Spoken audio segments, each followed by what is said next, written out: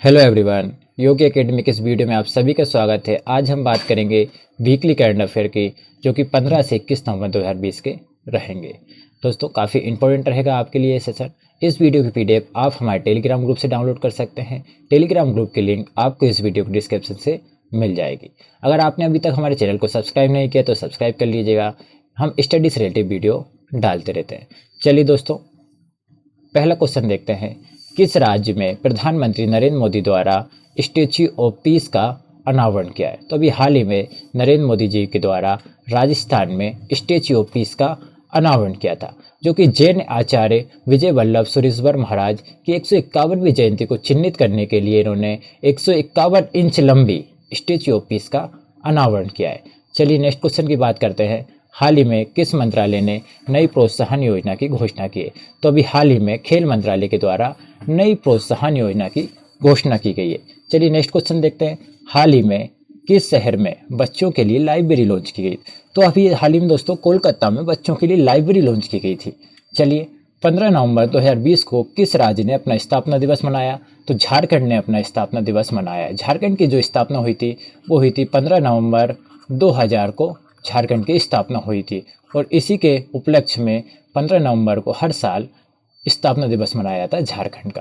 जो झारखंड की स्थापना हुई थी वो हुई थी बिरसा मुंडा की जयंती के उपलक्ष्य में। जो बिरसा मुंडा थे, जो कि स्वतंत्रता सेनानी थे, और उनकी जयंती को चिन्हित करने के लिए 15 नवंबर को झारखंड राज्य की स्थापना की गई थी। हाल ही में किसे कैपिटल फाउंडेशन राष्ट्रीय पुरस्कार से सम्मानित किया गया?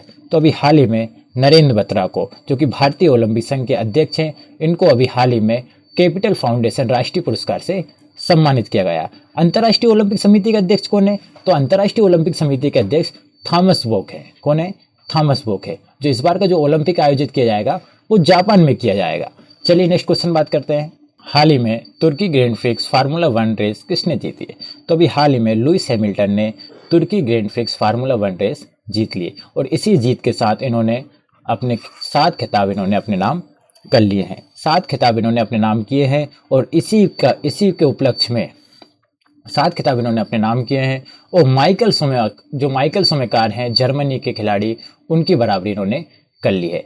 लुइस हैमिल्टन ने 2008 में सबसे पहला खिताब जीता था फार्मूला 1 का। इसके बाद इन्होंने अभी तक 7 खिताब जीते हैं। 2017, 2018, 2019, 2020 लगातार इन्होंने 4 खिताब अपने नाम किए। इसके बाद इन्होंने 2008 में जीता था सबसे पहले, फिर इसके बाद 2014, 2015 में भी इन्होंने जीता था। और जो माइकल शुमाकर हैं उन्होंने भी 7 खिताब जीते हैं, और अभी तक लुइस हैमिल्टन के 94 खिताब हो गए हैं। तो याद रखना, लुइस हैमिल्टन काफ़ी इंपॉर्टेंट है, ये क्वेश्चन आ सकता है। चलिए नेक्स्ट क्वेश्चन देखते हैं। हाल ही में किस राज्य में स्थित लोनार झील को रामसर साइटों में शामिल कर लिया गया है? ये रामसर साइटों का दर्जा दिया गया है। तो अभी हाल ही में महाराष्ट्र की लोनार झील को रामसर साइटों में शामिल कर लिया गया है। ये उल्का पिंड से निर्मित झील है। लोनार झील काफ़ी फेमस है, और इसको अभी महाराष्ट्र में रामसर साइटों का दर्जा दे दिया गया है। हाल ही में G20 शिखर सम्मेलन का आयोजन कब किया जाएगा?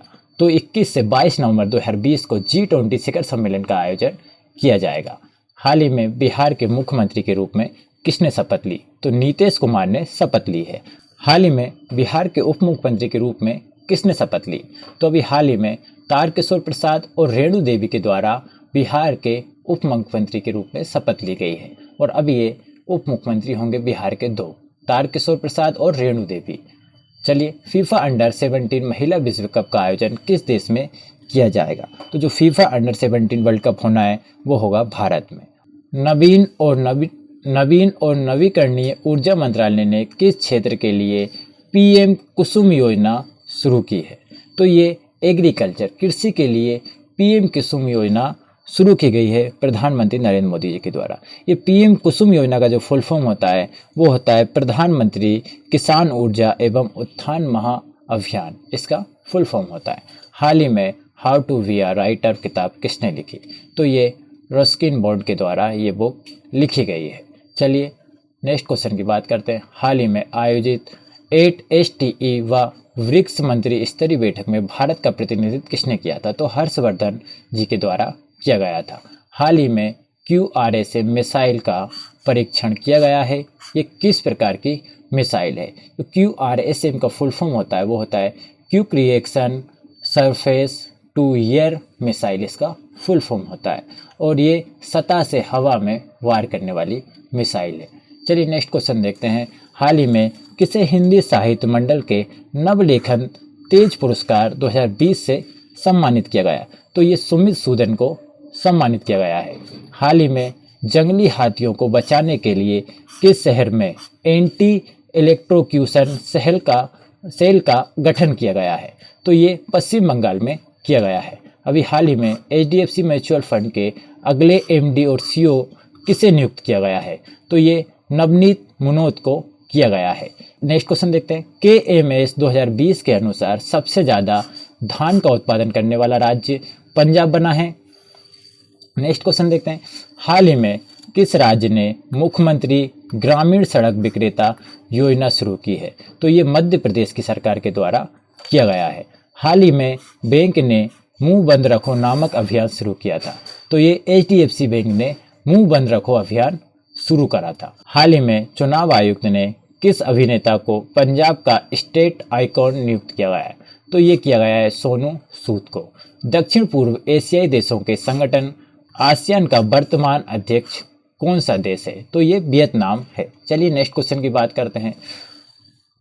सूर सरोवर झील जिसे हाल ही में रामसर साइटों में जोड़ा गया है, ये किस राज्य में स्थित है? तो ये उत्तर प्रदेश में स्थित है। कौशल भारत मिशन किस मंत्रालय के अंतर्गत आता है? तो ये कौशल विकास एवं उद्यमिता मंत्रालय के अंतर्गत आता है। रिजर्व बैंक ने इनोवेशन हाउस का पहला अध्यक्ष किसे नियुक्त किया गया है? तो ये गोपाल कृष्णन को नियुक्त किया गया है। किस राज्य ने विश्व निमोनिया दिवस के अवसर पर सांस अभियान प्रारंभ किया था? तो ये उड़ीसा की सरकार के द्वारा किया गया है। चलिए नेक्स्ट क्वेश्चन देखते हैं। एशिया की पहली सौर ऊर्जा संचालित कपड़ा मिल महाराष्ट्र के किस जिले में स्थापित की गई? तो ये परभणी में अभी हाल ही में स्थापित किया गया है। हाल ही में कर्नाटक का 31वां जिले के रूप में किसे घोषित किया गया है? तो ये विजयनगर को घोषित किया गया है। मालाबार अभ्यास 2020 का दूसरा चरण किस सागर में आयोजित किया जा रहा है? तो ये अरब सागर में आयोजित किया गया है।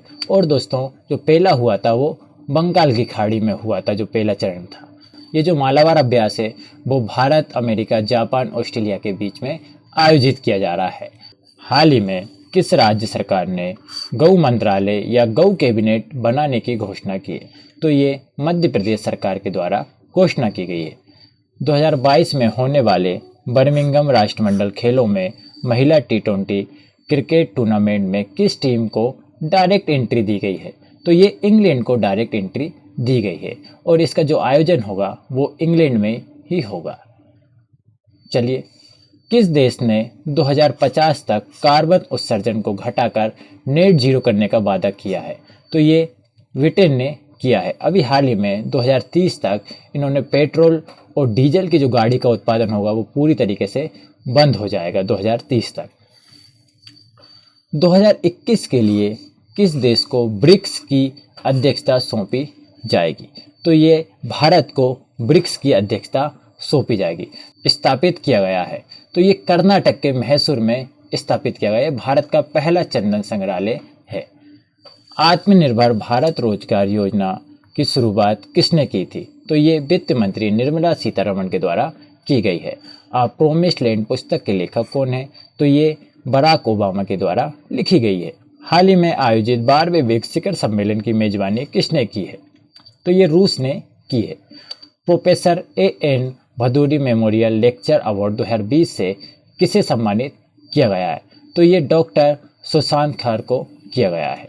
अब बात करेंगे हम महत्वपूर्ण दिवस की जो कि इस वीक में मनाए गए हैं। पहला है अंतर्राष्ट्रीय सहिष्णुता दिवस। कब मनाया गया है? तो ये 16 नवंबर को मनाया गया है। राष्ट्रीय प्रेस दिवस कब मनाया गया? तो ये भी 16 नवंबर को मनाया गया है, इंटरनेशनल प्रेस डे। राष्ट्रीय मृगी दिवस ये भी 17 नवंबर को मनाया गया। ये एक दिमाग की बीमारी है। विश्व शौचालय दिवस कब मनाया गया है? तो ये 19 नवंबर को विश्व शौचालय दिवस मनाया गया है। अब हम बात करते हैं इस हफ्ते में जिन लोगों का निधन हुआ है। पहले हैं मासाओशी मासाओशी कोशिबा जो कि जापान के हैं और इनको नोबेल पुरस्कार विजेता है, इनका भी अभी हाल ही में निधन हो गया है। मृदुला सिन्हा जिनका अभी हाल ही में निधन हुआ है, ये गोवा की पूर्व राज्यपाल थी, इनका भी हाल ही में अभी निधन हुआ है। चंद्रावती जो कि पांडुचेरी की पूर्व राज्यपाल है और हरियाणा की पहली सांसद महिला भी यही थी, इनका भी हाल ही में निधन हो गया है। सौमित्र चटर्जी जो कि बंगाल फिल्मों के अभिनेता थे, इनका भी हाल ही में निधन हो गया है। इनको दादा साहब फाल्के अवार्ड से भी सम्मानित किया जा चुका है। नेक्स्ट बात करते हैं रवि बेलगेरे जो कि अभी इनका हाल ही में निधन हुआ है। ये पत्रकार और लेखक थे। दोस्तों ये था हमारा वीकली करंट अफेयर। इस वीडियो की पीडीएफ आप हमारे टेलीग्राम ग्रुप से डाउनलोड कर सकते हैं। टेलीग्राम ग्रुप की लिंक आपको इस वीडियो के डिस्क्रिप्शन से मिल जाएगी। अगर वीडियो आपको अच्छी लगी है तो लाइक कीजिएगा और अपने दोस्तों में ज़्यादा से ज़्यादा इस वीडियो को शेयर कीजिएगा। अगर आपने अभी तक हमारे चैनल को सब्सक्राइब नहीं किया तो सब्सक्राइब कर लीजिएगा। और इसी के साथ मैं आपसे इजाज़त लेता हूँ। और वीडियो से संबंधित आपका कोई भी सुझाव हो तो दोस्तों आप कमेंट बॉक्स में कमेंट करके दे सकते हैं।